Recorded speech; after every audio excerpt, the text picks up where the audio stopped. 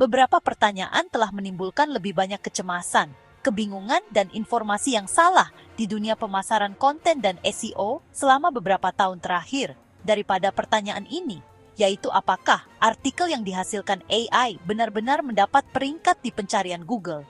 Jawabannya sangat penting bagi para blogger, bagi bisnis yang berinvestasi dalam pemasaran konten, bagi agensi yang memproduksi konten dalam skala besar, dan bagi siapapun yang mencoba memahami peran apa yang dapat dimainkan oleh alat penulisan AI dalam strategi SEO. Jawaban singkatnya adalah ya. Artikel yang dihasilkan AI dapat dan memang mendapat peringkat di pencarian Google. Tetapi jawaban itu tanpa konteks hampir tidak berarti, karena pertanyaan yang lebih penting adalah kapan artikel tersebut mendapat peringkat, mengapa artikel tersebut mendapat peringkat, dan kapan artikel tersebut gagal. Dan jawaban atas pertanyaan-pertanyaan tersebut mengungkapkan sesuatu yang lebih bernuansa dan lebih instruktif daripada posisi optimis, seperti gunakan saja AI untuk segalanya, atau posisi pesimis, seperti Google akan menghukum semua konten AI yang mendominasi sebagian besar percakapan online. Di sini, kami akan memberikan jawaban lengkap dan berbasis bukti tentang apakah artikel yang dihasilkan AI akan mendapat peringkat di Google saat ini.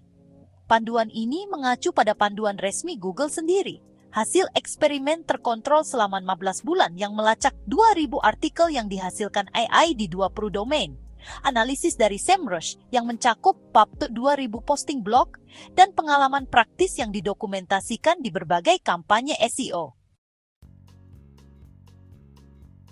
Apa yang sebenarnya dikatakan Google tentang konten yang dihasilkan AI? Sebelum memeriksa data kinerja atau strategi praktis, penting untuk memahami posisi resmi Google, karena sebagian besar kebingungan di area ini berasal dari salah menafsirkan apa yang telah dikatakan Google, atau dari mengaitkan kebijakan kepada Google yang belum pernah dinyatakannya.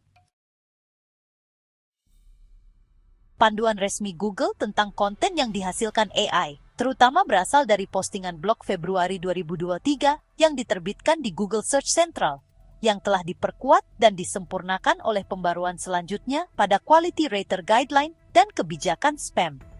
Pesan intinya dinyatakan secara langsung dan jelas, yaitu penggunaan AI atau otomatisasi yang tepat tidak bertentangan dengan pedoman Google. Ini berarti konten yang tidak digunakan untuk menghasilkan konten, terutama untuk memanipulasi peringkat dalam hasil pencarian, yang bertentangan kebijakan spam Google. Ini adalah perbedaan yang sangat penting. Menggunakan otomatisasi, termasuk AI, untuk menghasilkan konten dengan tujuan utama memanipulasi peringkat dalam hasil pencarian merupakan pelanggaran terhadap kebijakan spam Google. Namun, penting untuk menyadari bahwa tidak semua penggunaan otomatisasi, termasuk pembuatan AI, adalah spam. Otomatisasi telah lama digunakan untuk menghasilkan konten yang bermanfaat, seperti skor olahraga, perakiraan cuaca, dan transkrip.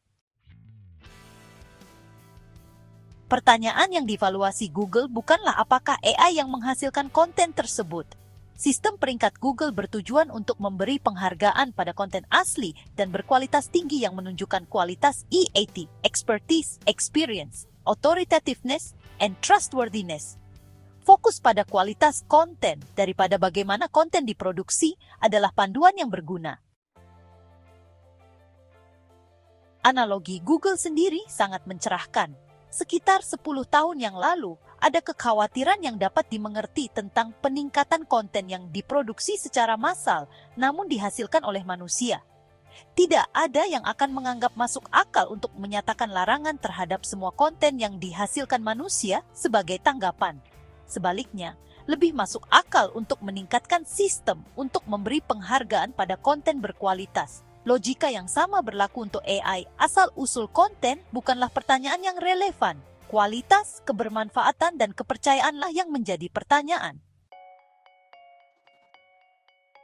Kebijakan konten AI Google mendefinisikan model evaluasi yang mengutamakan kualitas, di mana sistem peringkat memberi penghargaan pada konten yang bermanfaat dan dapat diandalkan, terlepas dari apakah manusia atau sistem AI yang menghasilkan materi tersebut.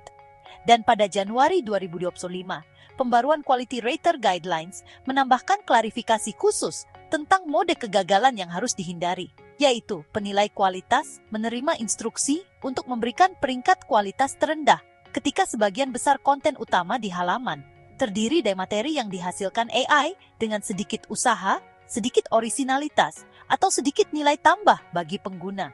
Pesan dari Google konsisten dan koheren. Konten AI tidak dilarang. Konten berkualitas rendah akan dikenai sanksi, dan AI membuatnya sangat mudah untuk menghasilkan konten berkualitas rendah dalam skala besar. Apa yang sebenarnya ditunjukkan bukti, eksperimen nyata, dan data nyata? Panduan resmi Google memberitahu kita apa kebijakannya. Eksperimen dunia nyata dan analisis data memberitahu kita apa yang sebenarnya terjadi dalam praktiknya. Eksperimen SE Ranking selama 16 bulan. Eksperimen yang paling ketat dan terdokumentasi secara publik tentang kinerja konten AI dalam pencarian berasal dari studi selama 16 bulan yang dilakukan oleh SE Ranking, yang secara khusus melacak bagaimana konten yang sepenuhnya dihasilkan AI tanpa pengeditan, penulisan ulang, atau peningkatan oleh manusia, benar-benar berkinerja pada domain baru dengan otoritas yang belum mapan. Tujuannya sebenarnya cukup sederhana, yaitu untuk menguji seberapa jauh konten AI tanpa pengeditan, penulisan ulang, atau peningkatan oleh manusia bisa berjalan dalam pencarian. Eksperimen ini dimulai dengan membeli 20 domain baru tanpa backlink, otoritas domain, pengakuan merek, atau riwayat pencarian sama sekali. Setiap domain difokuskan pada niche yang berbeda. Untuk setiap niche, 100 kata kunci informatif dikumpulkan, dan setiap situs menerima 100 artikel yang dihasilkan AI. Jadi totalnya ada 2000 artikel di seluruh eksperimen ini. Hasil awalnya benar-benar menjanjikan. Sekitar 21% halaman baru yang dihasilkan AI berhasil diindeks dalam 36 hari pertama. Halaman-halaman tersebut menghasilkan lebih dari 122.000 tayangan dan 2 banspor 4 klik. Bahkan pada tahap awal ini, 80% situs sudah berada di peringkat untuk setidaknya 100 kata kunci masing-masing. Tayangan kumulatifnya juga meningkat menjadi lebih dari 526.000 dengan judul 2 klik. Yang menarik, konten ini terus berkinerja baik meskipun tanpa backlink, promosi, tautan internal, atau taktik SEO tambahan apapun. Namun, trennya berubah drastis seiring waktu. Setelah sekitar 3 bulan, hanya 3% halaman yang tetap berada di 100 teratas. Relevansi awal memang membantu halaman-halaman ini diindeks dan sempat muncul di pencarian. Tapi tanpa otoritas, keunikan, atau sinyal EEAT, peringkatnya turun tajam. Google sebenarnya masih mengindeks halaman-halaman tersebut, tetapi pengguna hampir tidak pernah melihatnya lagi. Penjelasan yang paling jelas adalah bahwa konten tersebut tidak memenuhi standar kualitas Google. 2000 artikel tersebut kekurangan banyak sinyal yang digunakan Google untuk menilai kualitas dan kepercayaan. Tidak ada backlink atau validasi eksternal. Tidak ada penulis, kredensial, atau keahlian dunia nyata. Sebagian besar konten menyerupai apa yang sudah ada tanpa wawasan unik, dan tidak ada tautan internal, organisasi topikal, atau hierarki yang jelas untuk membantu Google memahami hubungan antar halaman. Tindak lanjut pada Maret 2026 menunjukkan pemulihan sebagian ketika konten AI baru ditambahkan ke situs yang dilacak. Menerbitkan konten baru, bahkan yang sepenuhnya dihasilkan AI, dapat meningkatkan kunjungan ke halaman lama yang telah stagnan selama berbulan-bulan. Konten baru dapat memberi sinyal kepada Google bahwa situs tersebut aktif dan mutakhir, sehingga memberikan dorongan sementara pada situs tersebut. Namun, ini adalah hasil awal dan tidak menjamin peningkatan peringkat atau kunjungan yang berkelanjutan. Kesimpulan keseluruhannya cukup mengejutkan. Hasil eksperimen 15 bulan ini tidak berarti konten AI tidak berguna.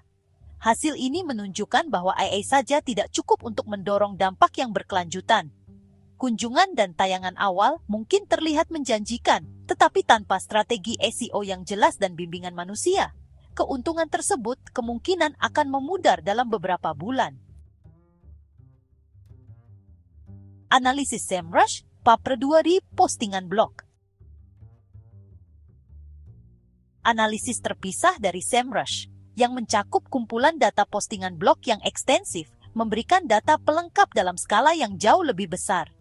Analisis SEMrush terhadap lebih dari 82.000 postingan blog yang diterbitkan pada tahun 2026 menemukan bahwa konten yang ditulis manusia menduduki posisi nomor 1 dalam hasil pencarian Google sekitar 80% dari waktu, dibandingkan dengan hanya 9% untuk halaman yang sepenuhnya dihasilkan oleh AI. Ini bukan karena Google menghukum AI, tetapi karena konten yang diedit manusia cenderung lebih orisinal, lebih berwibawa, dan lebih bermanfaat. Poin data ini perlu diinterpretasikan dengan hati-hati. Pangsa 9%, posisi nomor 1 untuk konten yang sepenuhnya dihasilkan AI bukanlah 0. Konten AI memang mendapat peringkat, tetapi peringkatnya jauh lebih rendah daripada konten yang diedit manusia.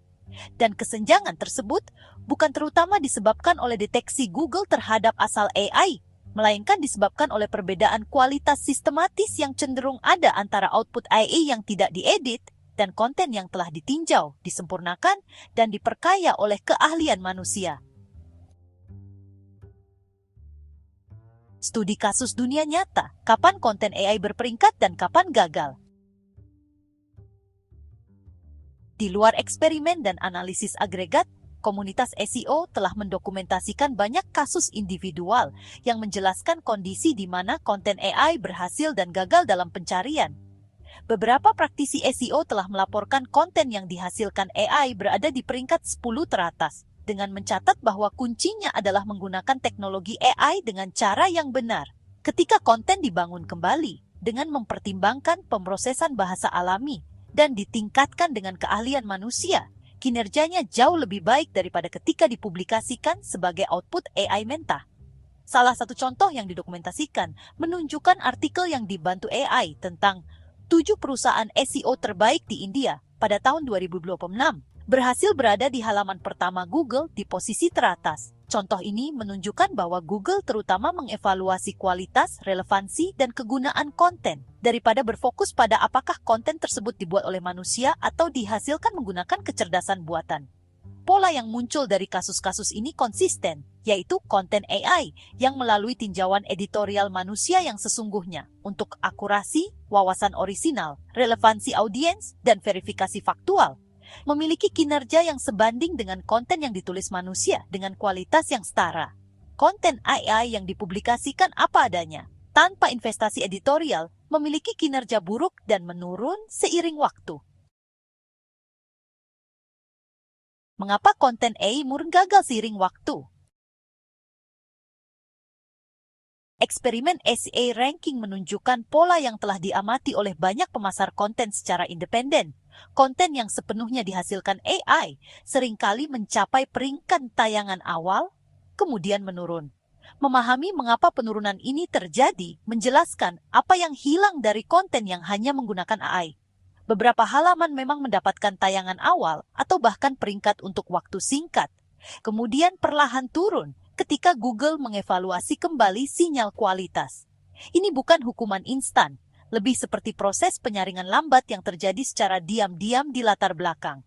Kinerja awal terjadi karena AI dapat menghasilkan konten yang sesuai dengan kata kunci, memberikan cakupan permukaan suatu topik, dan secara teknis dapat dirayapi dan diindeks. Pengindeksan awal mencerminkan Google menemukan dan sementara memberi peringkat konten berdasarkan sinyal permukaan ini. Penurunan terjadi ketika sistem evaluasi kualitas Google menerapkan penilaian yang lebih canggih.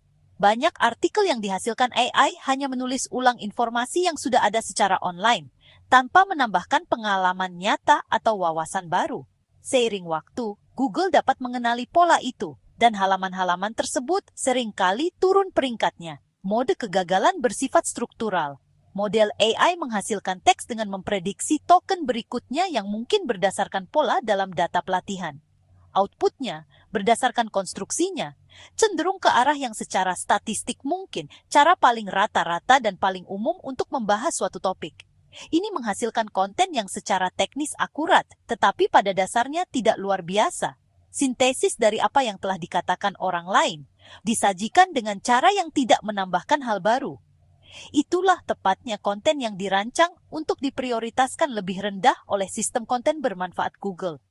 Jika artikel kita mengatakan hal yang sama dengan setiap postingan lain di 10 teratas dan tidak menambahkan hal baru, harapkan penurunan visibilitas yang cepat. Kondisi-kondisi di mana konten AI berhasil mendapatkan peringkat. Mengingat keterbatasan konten AI murni, kondisi-kondisi di mana konten yang dibantu AI berhasil mendapatkan peringkat sangatlah informatif. Ketika keahlian manusia ditambahkan. Perbedaan paling konsisten antara konten AI yang mendapatkan peringkat dan konten AI yang gagal adalah adanya investasi editorial manusia yang tulus.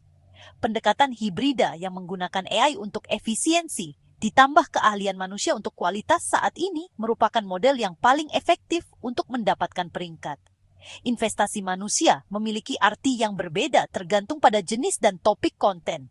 Untuk konten teknis atau profesional, artinya tinjauan ahli materi pelajaran yang memastikan bahwa penjelasan yang dihasilkan AI akurat, lengkap, dan mencerminkan praktik terbaik saat ini.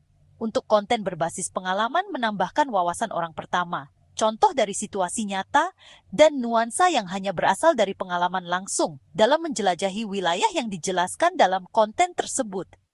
Untuk konten apapun, artinya tinjauan editorial yang menangkap ketidakakuratan, menghilangkan pengisi generik, dan mempertajam kekhususan argumen. Ketika konten yang dihasilkan AI dibangun kembali dengan mempertimbangkan pemrosesan bahasa alami dan ditingkatkan oleh penulis manusia untuk menciptakan konten berkualitas tinggi, konten tersebut secara signifikan mengungguli versi AI aslinya dalam pencarian. Lapisan manusia bukanlah sekadar kosmetik. Itu adalah perbedaan antara draft dan produk jadi. Ketika situs telah membangun otoritas, konten AI memang muncul di hasil pencarian halaman pertama. Dalam analisis ribuan halaman, konten yang dihasilkan AI memiliki peluang yang hampir sama untuk muncul di 10 hasil teratas seperti konten yang ditulis manusia. Tetapi kesamaan ini cenderung terjadi pada situs dengan otoritas domain yang mapan, profil backlink yang kuat, dan keahlian topikal yang terbukti. Otoritas yang telah dikumpulkan situs tersebut bertindak sebagai sinyal kepercayaan yang sebagian mengkompensasi sinyal otoritas yang hilang dalam setiap konten yang dihasilkan AI. Domain baru yang menerbitkan konten AI murni tanpa membangun otoritas memiliki jalur yang jauh lebih sulit untuk mendapatkan peringkat. Seperti yang ditunjukkan oleh eksperimen SE ranking. Konten yang sama di situs otoritas yang mapan berkinerja jauh lebih baik daripada di domain baru tanpa riwayat. Ketika niat dicocokkan secara tepat, AI dapat membantu menguraikan, meringkas penelitian, menyarankan struktur, atau memperbaiki bahasa.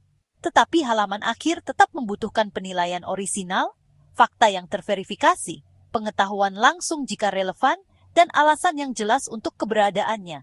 Konten yang berfokus pada niat pencarian spesifik dan terdefinisi dengan baik menjawab pertanyaan tepat yang diajukan pencari dengan kedalaman dan format yang mereka inginkan, berkinerja lebih baik terlepas dari apakah AI atau manusia yang memproduksinya. Ketika AI diberi petunjuk yang jelas dan spesifik yang mendefinisikan audiens, niat, kedalaman yang dibutuhkan, dan perspektif pembeda yang diperlukan, hasilnya jauh lebih efektif sebagai aset SEO daripada konten yang dihasilkan dari petunjuk samar, tulis artikel tentang X.